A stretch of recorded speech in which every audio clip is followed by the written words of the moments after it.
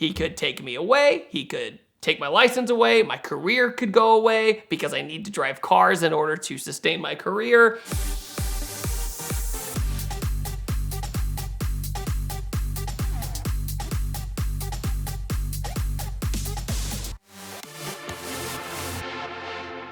So out of all of the years of being an automotive journalist, I guess you could call me, there's one day in particular where I thought my career might end in literally 10 minutes.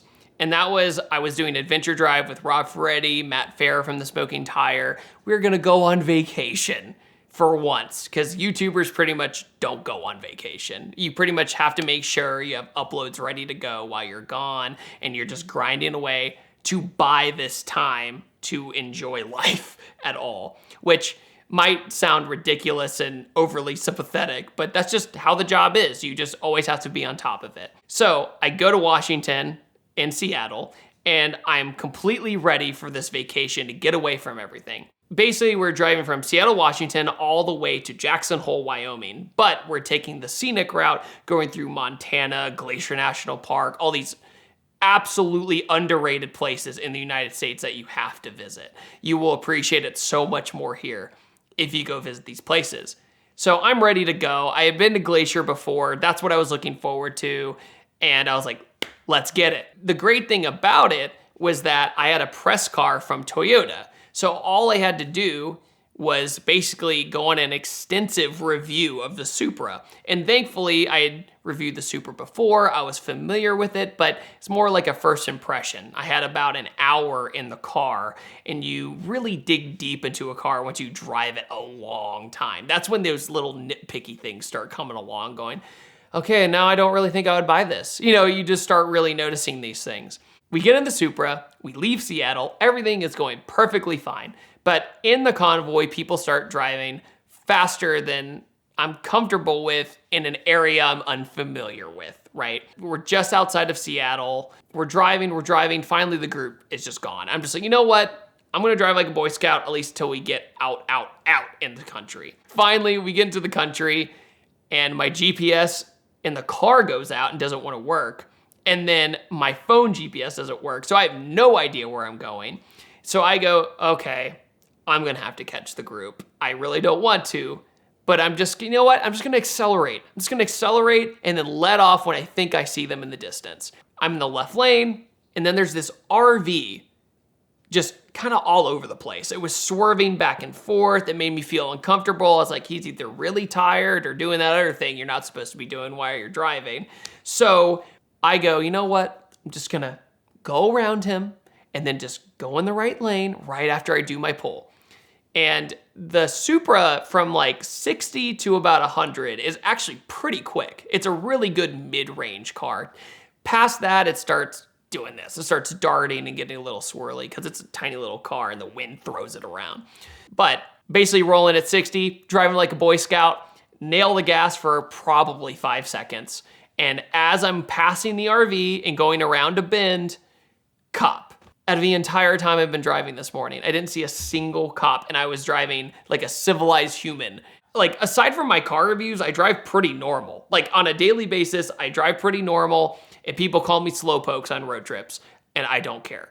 Because I don't want to sacrifice my record for my career, and that will come into play later in this story. So, he sees me, I'm like, I am so toast. But I see the group up ahead.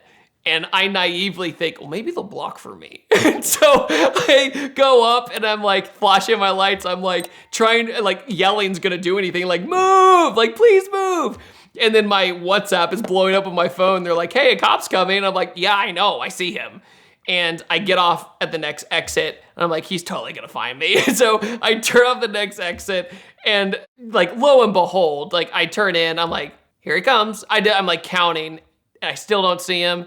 And then right when I start to have hope, there are the lights. I'm like, there he is. So I just gave up. I was like, yep, pulled over. He gets out of the car. I'm like, he is gonna chew me a new one, right? And he comes in and he goes, what's the hurry? I go, oh, you know, I got separated from my friends, which is not what you say. You should have said, oh, you know, I saw some cool cars and got a little too excited or something along those lines. Instead, I was like, yeah, I got separated and I shouldn't have done that, basically. Because at this point, my brain's on fire. I'm like, let's see here.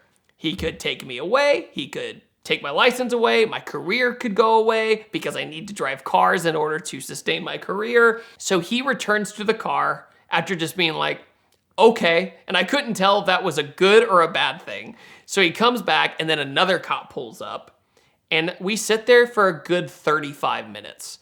And me and my fiance, Alejandra, I'm telling her like, listen, I might go to jail, but don't worry.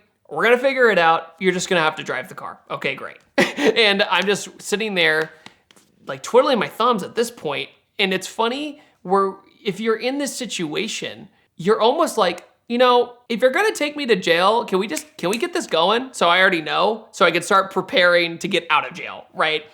It's like, I gotta get my phone call, gotta get all that done. But the thing is, they're just sitting there and they're laughing. I look in the rearview mirror and they're laughing at each other. And I'm like, that's either a really good thing or a really bad thing. And I personally think they were discussing what to do with me because I was out of state. That's more pain, you know, and basically came back up and said, here's your court date. Here's your ticket. It's a reckless driving. And I grew up in Virginia where reckless ends your life, right? Basically, it ruins your life for at least a year or two because they're so strict there.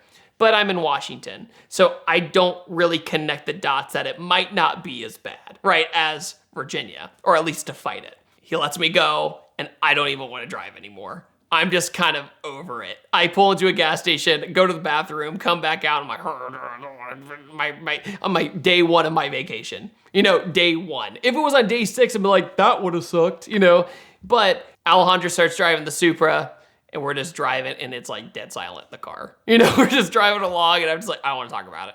I don't want to talk about it. And as this is happening, I'm looking up reckless driving laws in Washington. I'm just overthinking. I'm way too overthinking this. And we go to, I think it's called Cannon Beach, where the Goonies was filmed in Oregon. And it's this beautiful beach.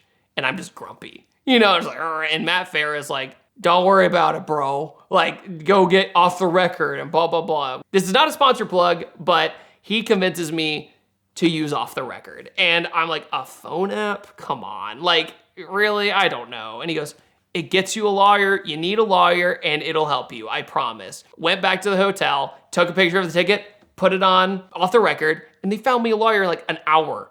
And then what's so funny, my lawyer, who was an absolute rock star, asked me this giant list of questions like, were you drinking? Were you doing this? Were you in a crash? Like, I don't want to take this case basically if you did any of these things. And I just said I was going too fast. So he calls me and goes, all right, so how'd you get a reckless driving? I don't really quite understand. I'm like, because I was going 104 miles an hour. And he goes, yeah, but people do that in Seattle every day. That was his kind of reaction to it. And I was like, okay, so what should I do? And he goes, don't worry. I'm going to figure it out. And the only problem is you got pulled over in probably the most strict county in all of Washington state, or at least around Seattle. So they're might going to try and make an example out of you. I'm like, awesome. This is just delicious. I love this. So meanwhile, on day 3 of my trip, I'm driving, and I'm like, I'm gonna be an example. I'm just like, why am I driving? Should I even be driving? And in Washington state in particular, I really didn't like driving. I already had the heebie-jeebies. But Matt Farah is like, you're overreacting, you know, he's right. He's like, occupational hazard. Don't worry about it. You know, finally by day 6 or 7 of the trip, I've definitely loosened up a little bit, but it's still in the back of my head. And when I go home, I gotta have this taken care of. I get home, I have a subpoena in the mail saying I have to physically show up in court in Atlanta, Georgia, and fly all the way back to Washington. And so I call my lawyer and I'm like, help, like, help me out. Here's my situation. What should I do? And he goes, yeah, I would start getting ready. I would start getting ready to come out, but don't get your plane ticket just yet. So I go, oh my God, this is ridiculous, right? I was going too fast. Like, can we just work this out, please? I didn't hit anybody. I didn't cause a ruckus, like, please. And I was the tamest one of the bunch. I know for a fact that if I didn't go off that exit ramp, I'm pretty sure I wouldn't have been pulled over or selected to be pulled over. I'm pretty sure everybody would have pulled over, but I made the dumb decision to go off the exit ramp, right? So eventually the lawyer found a different prosecutor for me and was like, she's way cooler. Like, she's way more easy to negotiate with. I think we're gonna be okay. And finally, I get the email saying, you don't have to come to Washington. I'm gonna try and take care of this for you, and here's what we're gonna do. And basically, he negotiated a deal of negligent driving, which means it's not a misdemeanor anymore, which is really what gets you, is once you hit that misdemeanor, you're in trouble. It was like a $5,000 fine, losing your license for a while. That was all on the table. But now all of that was off the table. And knowing that Georgia and Washington don't really talk that much when it comes to this stuff, I was like, oh, thank goodness, right? So finally, he goes, take the deal and run. It was a $500 fine, and it was negligent driving, which is basically just a gnarly normal traffic ticket. I did it, signed the papers, and I was all done. But without Farrah's recommendation, I would have been 10 times worse off because I wouldn't have known where to go. Like, you're in a city 3,000 miles away. You don't know any lawyers in town. You don't know who to trust. But thankfully, like, without the record and everything, it took care of me, and that's why I recommend it to everyone.